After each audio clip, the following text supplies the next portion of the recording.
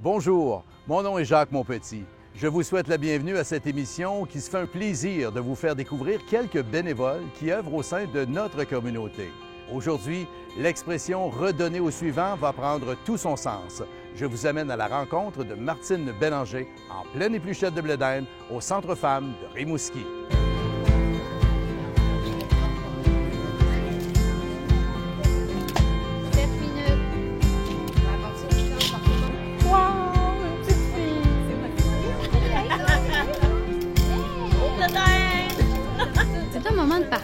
Un moment de fête, un moment de souligner notre retour en piste, un peu pour le redémarrage de l'organisme, le lancement de la programmation. Mais c'est surtout de donner un moment d'échange entre femmes, où est-ce qu'il n'y a pas de jugement, où est-ce qu'on est dans la simplicité, le partage d'un bon repas. C'est souvent des occasions qui manquent à plusieurs femmes qui vivent de l'isolement. Et puis, c'est une occasion aussi de se raconter notre été, de changer les idées, de vraiment se mettre en action, de faire connaître nos activités. Puis plus largement aussi à la communauté, de dire comment le Centre Femmes est actif, puis comment, justement, on a des projets en bouillonnement, puis on est en train de se positionner. Ça représente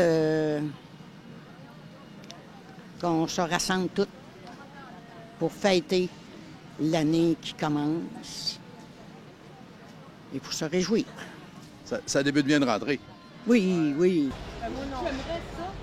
Alors aujourd'hui, je me retrouve en compagnie de Martine Bélanger, une bénévole au Centre Femmes, mais non seulement une bénévole, depuis peu, la présidente du conseil d'administration. Bonjour, Martine. Bonjour, M. Monpetit. C'est un honneur que vous nous faites aujourd'hui de nous accorder ces quelques minutes parce qu'on s'est arrêté sur votre candidature, sur votre personnalité, parce que vous nous avez été recommandé en quelque sorte. On est curieux de vous connaître. On a le goût de vous connaître. Dites-moi, le Centre Femmes, certains le connaissent, d'autres peut-être moins. Si on avait à décrire le mandat ou ce que l'on fait à l'intérieur du Centre Femmes, vous nous le présenteriez comment? C'est certain que le Centre Femmes, là, on peut le définir de diverses façons, mais je résumerai en peu de mots. C'est un milieu de vie.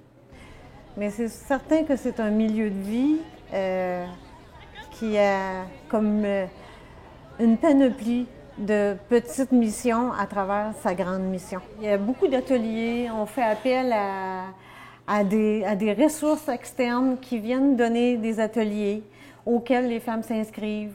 C'est toujours sur une base volontaire. Puis au Centre Femmes aussi, ce que j'apprécie énormément, il y a des règles de vie et il y a aussi une confidentialité. Ce qui fait qu'il n'y a pas de préjugés, aucun de race. Tous les âges des femmes sont représentés. Toutes les conditions sociales sont représentées. Tous les volets socio-économiques sont représentés. Je viens au Centre Femmes depuis plusieurs années. J'ai eu beaucoup d'aide. Et maintenant, je suis en forme. Mais je continue à venir parce que c'est trop important pour les femmes, cette aide dont la plupart des femmes ont besoin à un moment de notre vie. Moi, quand je suis arrivée à la Maison des femmes, je suis revenue ici dans la région après 32 ans de vie sur la Côte-Nord. Je venais du milieu ici, du Bas-Saint-Laurent, mais j'étais comme une nouvelle quand même. Là. Après 32 ans, on connaît plus grand monde. Notre monde n'est plus le même, là. Tout à fait. Ouais. Ça fait que j'ai aussi vécu dans ma vie personnelle Des épreuves? Des événements qui ont quand même bousculé là, mon quotidien. Puis j'ai eu besoin à un moment donné d'être accrochée à une socialisation là, un petit peu plus soutenue. Puis j'ai entendu parler du Centre Femmes. J'ai une bonne amie qui m'a emmenée voir qu'est-ce que c'était. Puis de fil en aiguille, j'ai commencé à assister aux ateliers. Ce que j'ai le plus aimé, c'est que de voir qu'il y a des intervenantes chevronnées qui sont capables, en fin de compte, c'est comme des dépisteuses, qui sont capables de voir chez chaque femme qui vient au centre,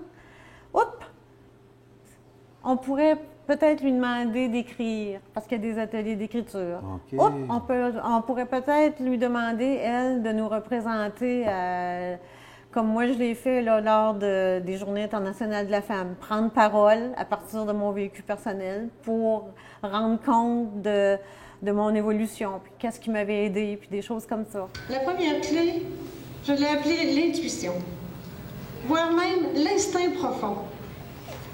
Parce que moi, je me suis fiée à ça, à mon intuition puis à mon instinct profond. Celui qui m'a dicté comment faire pour ne pas perdre de vue les buts que je m'étais fixés. L'intuition, vous savez, à propos des femmes, on dit souvent qu'on a un sixième sens, qu'on a une petite voix intérieure. Puis combien de fois j'ai entendu, mon Dieu, si je l'avais écouté, cette petite voix-là, il ne me serait pas arrivé ce qui est arrivé. Moi, ce que j'aurais donc dû l'écouter.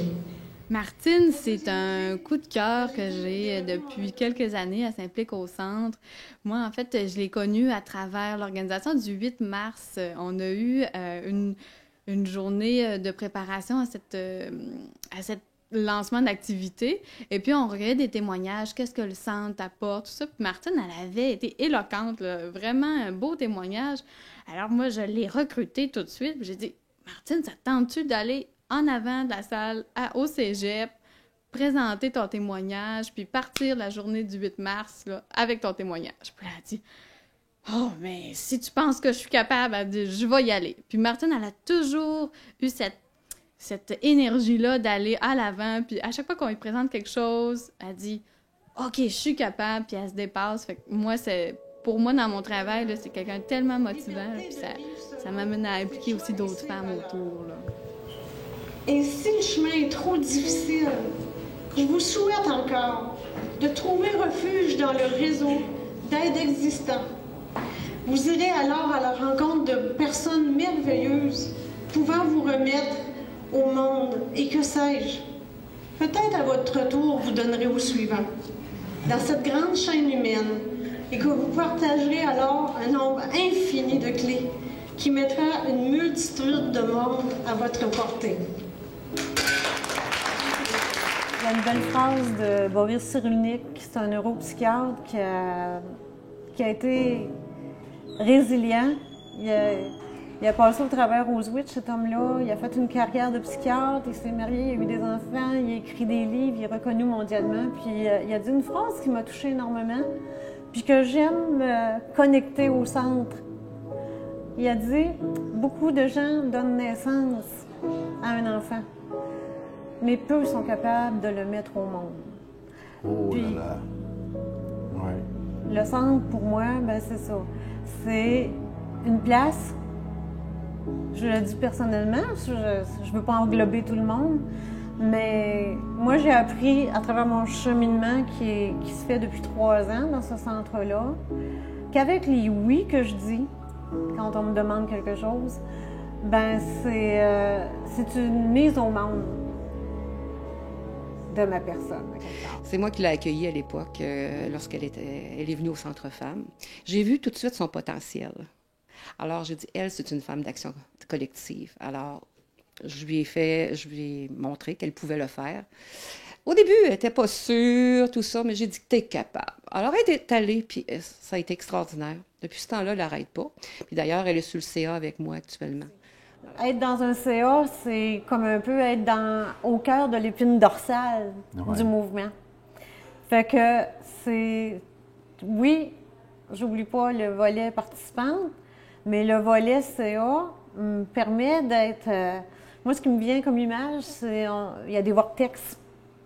C'est comme de rentrer dans le vortex intérieur de la machine. Puis, pour moi, c'est une autre belle expérience. Je pense que j'ai plus manifesté depuis 2 ans, à l'âge que j'ai là, que quand j'étais jeune. Puis vous haïssez pas ça. J'aime beaucoup ça, même. Mais ça rejoint la liberté d'expression qu'on a au Québec puis au Canada. Hein? Ça fait que, bon, à travers tout ça, c'est plein de greffons. Fait que moi, je me sens, là, depuis 2-3 ans, là, que j'ai mis les pieds là, comme un arbre sur lequel il y a énormément de greffons, puis de feuilles, puis je me sens comme un arbre, là, qui épanouit. Mais cet arbre-là, il y a quelques années, se voyait pas comme ça. C'était un autre ça. C'était- C'est une autre sorte de vie. Où est-ce que j'avais moins le temps quand on est pris par les obligations, quand on est pris par tous les écueils là, qui nous arrivent là, qu'on n'avait pas prévus. On a beau passer là, les pires turbulences dans notre vie, là, comme un avion, là, quand on est assis, là, puis que ça brasse. bardasse, puis ça Ouais. brasse, puis qu'on pense qu'on va mourir, puis que des fois, il y a Il n'y a des... pas d'issue, là. C'est Ouais. ça, que des fois, il y a des tunnels noirs. Non, il y a une lumière. Puis souvent, on ne peut pas la retrouver toute seule, cette lumière-là. Puis quand on n'est pas capable, c'est d'avoir l'humilité de faire une démarche, parce que on ne peut pas emmener quelqu'un à la fontaine s'il ne veut pas boire. Mais si je veux aller à la fontaine, ben il y a différents organismes. C'est de s'informer, puis c'est d'aller voir aussi. Des fois, là, au-delà de l'information, de mettre les deux pieds sur le terrain, de rentrer. D'être moindrement D'a- curieux. Exactement, d'aller explorer, de dire, oh, peut-être la première fois, je vais être bien gênée, puis j'oserai jamais parler, moi, là. Ben, c'est de dire, ben, je vais être tout simplement là, à écouter, à observer, à entendre, puis de continuer si je trouve ça plaisant ou si je me sens interpellée. Puis je lance le message aux femmes de jamais abdiquer, de toujours dire qu'on peut avoir une main tendue. Puis cette main tendue-là, des fois, elle peut nous propulser pas juste un pas en avant, mais peut-être 30 pas en avant. Puis parce qu'on ne peut pas avancer dans la vie avec la tête virée en arrière. On peut simplement avancer, le visage tourné vers l'avant. Puis je me dis toujours, moi, quand le pire est arrivé dans une vie, il peut juste arriver le meilleur. Alors, de voir une femme qui s'épanouit comme ça, c'est la récompense de travailler dans un centre-femme. Ça, c'est sûr. Vous avez dû être récompensé énormément depuis toutes ces années? Effectivement. Ah oui, je suis enchantée. Puis c'est ce qui fait que je continue à travailler dans un centre-femme. Ça fait énormément longtemps que je travaille dans un centre-femme. Et je suis toujours aussi passionnée de voir l'épanouissement de ces femmes-là, qui est toujours aussi importante pour moi. Oui, il y a des gens comme moi aujourd'hui à qui vous demandez de s'exprimer, mais ce que je dis, peut-être qu'il y a bien des femmes dans leur salon qui pensent la même chose, mais qui ne seront jamais capables de l'exprimer. Fait que ça me fait plaisir d'être un peu un porte-voix aujourd'hui pour toutes ces femmes-là que je transporte avec moi, parce que je les oublie pas. Moi, aujourd'hui, je parle au nom du centre, puis au nom du centre, ben, c'est au nom de toutes ces femmes-là que j'aime, que je vois quand je vais aux activités, là. Martine Bélanger, merci infiniment. Merci beaucoup à vous. Merci à l'équipe de Cogeco. Merci.